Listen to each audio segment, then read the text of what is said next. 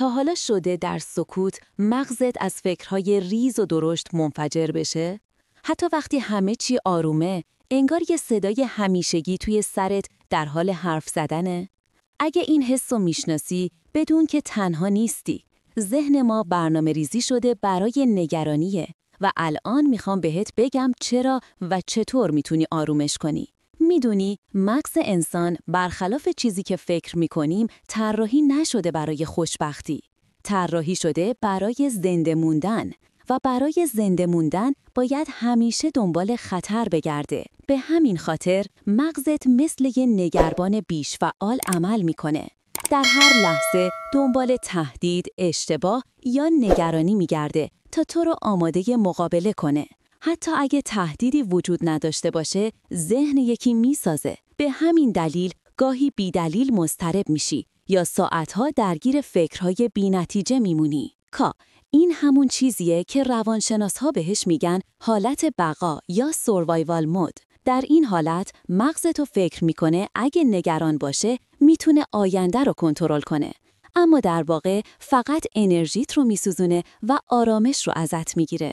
یکی از دلایل اصلی فکر زیاد اینه که ما هیچ وقت ذهنمون رو آموزش ندادیم که ساکت بشه. در مدرسه یاد گرفتیم بنویسیم، بخونیم، حساب کنیم. اما هیچ کس یادمون نداد چطور فکر نکنیم. مغز مثل یه ماهیچه است.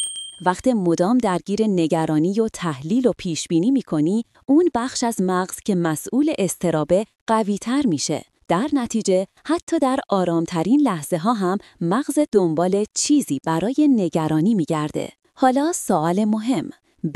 چطور میتونیم این چرخه بی‌پایان نگرانی رو قطع کنیم؟ بذار یه راه حل ساده بهت بگم. راهی که علم هم تاییدش کرده. توقف آگاهانه فکر. اسمش رو بگذار 5 ثانیه سکوت ذهن. هر وقت متوجه شدی ذهنت داره بیش از حد فکر میکنه، فقط چشمات رو ببند، نفس عمیق بکش و 5 ثانیه هیچ فکری رو دنبال نکن. نه قضاوت کن، نه تحلیل. فقط مشاهده کن. انگار از بیرون داری ذهن خودت رو نگاه میکنی. این تمرین ساده اگر روزی چند بار انجامش بدی، کم کم مغزت یاد میگیره که همیشه لازم نیست واکنش نشون بده و با تمرین همون ذهنی که همیشه نگران بود یاد میگیره آرام باشه. و یادت باشه، هدف حذف فکرها نیست. هدف اینه که دیگه اسیرشون نباشی. اگه این تمرین برات مفید بود، سابسکرایب کن تا ویدئوی بعدی درباره تمرین 3 دقیقه‌ای کاهش اضطراب رو از دست ندی. اون ویدئو دقیقاً کمک میکنه ذهنت رو سریعتر به حالت آرامش برگردونی.